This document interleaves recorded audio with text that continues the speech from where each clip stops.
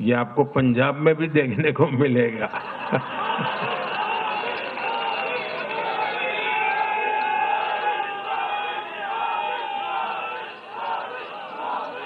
जो वादे महाराष्ट्र में किए गए,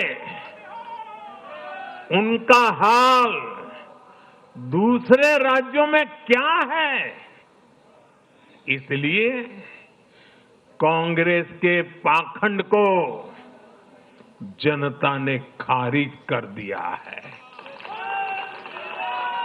कांग्रेस ने जनता को गुमराह करने के इसके लिए जो दूसरे राज्यों के अपने मुख्यमंत्री तक मैदान में उतारे, तब भी इनकी चाल सफल हो नहीं पाई।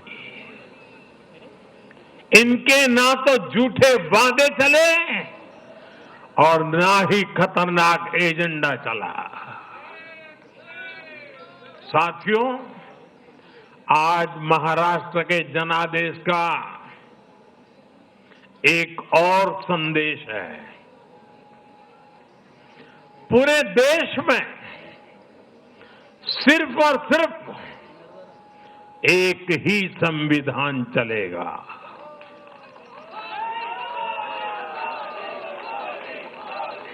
वो संविधान है बाबा साहब आम्बेडकर का संविधान, भारत का संविधान।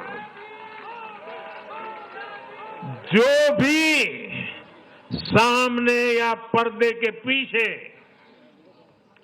देश में दो संविधान की बात करेगा, उसको देश पूरी तरह से नकार देगा। कांग्रेस और उसके साथियों ने जम्मू कश्मीर में फिर से आर्टिकल 370 की दीवार बनाने का प्रयास किया।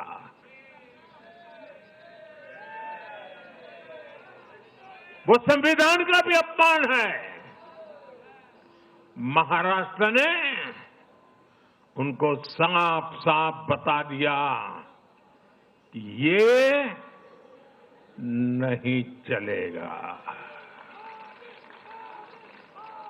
अब दुनिया की कोई भी ताकत, और मैं कांग्रेस वालों को कहता हूं, कान खोल के सुन लो,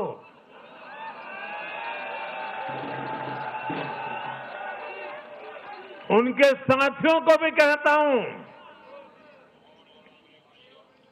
अब दुनिया की कोई भी ताकत 370 को वापस नहीं ला सकती।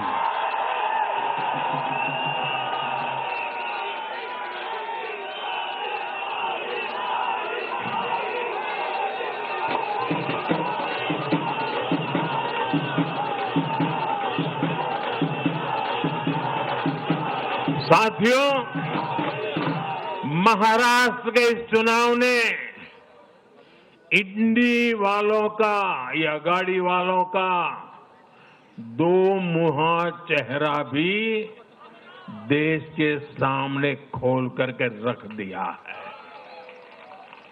हम सब जानते हैं, बाला साहब ठाकरे का इस देश के लिए, समाज के लिए बहुत बड़ा योगदान रहा है।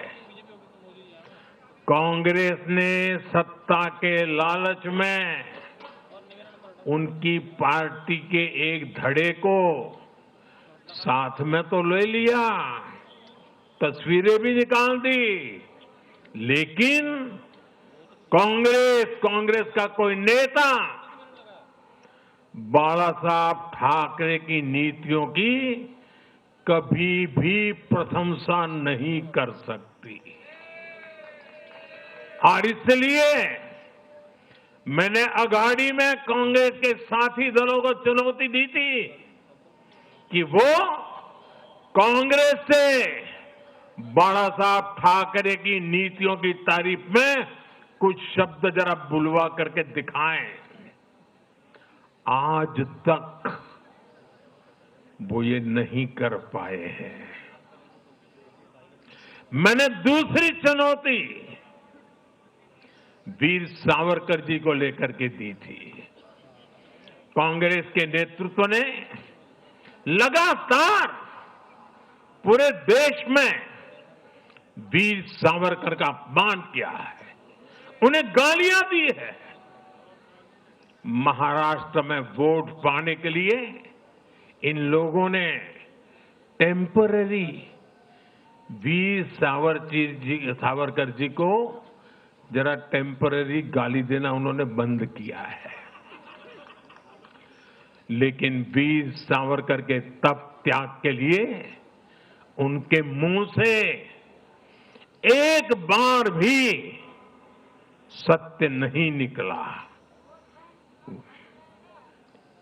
और यही इनका दो मुहापन है। ये दिखाता है कि उनकी बातों में कोई दम नहीं है। उनका मकसद सिर्फ और सिर्फ वीर सावरकर को बदनाम करना है। साथियों, भारत की राजनीति में अब कांग्रेस पार्टी परजीवी बनकर रह गई है।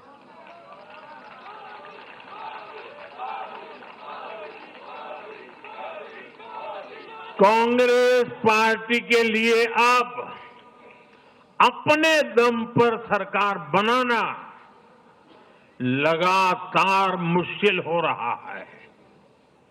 हाल ही के चुनावों में जैसे आंध्र प्रदेश, अरुणाचल प्रदेश, सिक्किम, हरियाणा और आज महाराष्ट्र में उनका सुपड़ा साफ हो गया।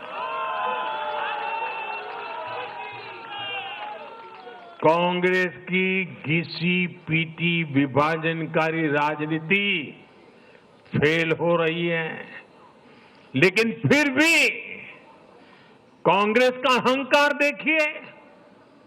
उसका अहंकार 7वें आसमान पर है। सच्चाई ये है कि कांग्रेस अब एक परजीवी पार्टी बन चुकी है। कांग्रेस सिर्फ अपनी ही नहीं बल्कि अपने साथियों की नाव को भी डुबो देती है। आज